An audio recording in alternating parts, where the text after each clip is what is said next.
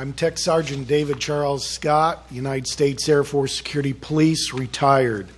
At the time of my sighting, I was an Airman First Class with a secret security clearance and was assigned to Alpha Flight, 91st Missile Security Squadron, Strategic Air Command, Minot, Air Force Base, North Dakota. November 1974. It was after midnight when Airman Bill Gray, a member of my security alert team, and I were dispatched from Alpha 1 launch control facility to an alarm situation at one of our 10 Minuteman nuclear missile sites. Probably just another jackrabbit setting off an outer zone alarm, we thought. As we drove there, Gray spotted a strange light in the night sky, called it to my attention.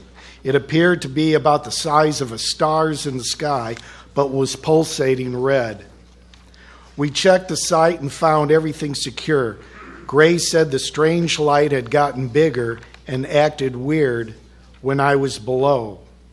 Then we parked our vehicle off-site to await the alarm system to reset and the order which would allow us to leave the area. Now the strange light in the sky was pulsating and changing color in a sequence red, blue, and yellow. Suddenly, our radio went dead, and the idling engine of our vehicle quit. Gray and I sat there on guard duty for 45 minutes, protecting our missile site. We wondered aloud if the strange light above was a UFO. When the light changed to white and pulsated 3 times, and in quick succession, it disappeared, and our engine came to life as the radio also came back on. As it did, Sergeant Hicks, our flight security controller, called and ordered us back to Alpha 1. All alarms had reset properly back at the missile site. We arrived back at Alpha 1 a little after 3 in the morning. We reported our story to Sergeant Hicks about the strange light. We wanted to convince him that we had not fallen asleep on duty or we weren't drunk. He said, "I believe you, men." Then Sergeant Hicks hit us with a bombshell. All Minuteman nuclear missile site alarms in our wing had sounded simultaneously. Many security police and security alert teams reported seeing the strange lights, which Gray and I saw, and they too lost radio communication and vehicle power. "You know what I think?" Gray asked. "I think it was a UFO." Sergeant Hicks just nodded. I ventured, "Should we report it? Gray and I aren't lying. We'll write statements." Gray signaled his agreement with a nod. Sergeant Hicks said, "Why stir up a lot of trouble? The official Air Force position is that UFOs don't even exist.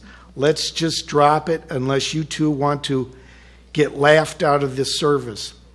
A few nights later, in the security police barracks back at Minot Air Force Base, I was listening to a news broadcast from Winnipeg, Canada radio station. The announcer read the story of an incident which had occurred just a few nights before, and fighter planes of the Canadian Air Force had scrambled to pursue the UFO. The fighters tracked it until it climbed at a steep angle and with blazing speed disappeared. The Canadians responded to the UFO that was over our missile site. When that strange light disappeared, the Canadians picked up on it because the reporter on the radio then stated the United States Air Force would release the report on this incident, and it would be released in May of 1975. But the day came and went without official comment. And as far as I know, the U.S. Air Force has never officially recognized that event. Complete, sir? You yield? Are you complete? Thank you very much, Sergeant Scott.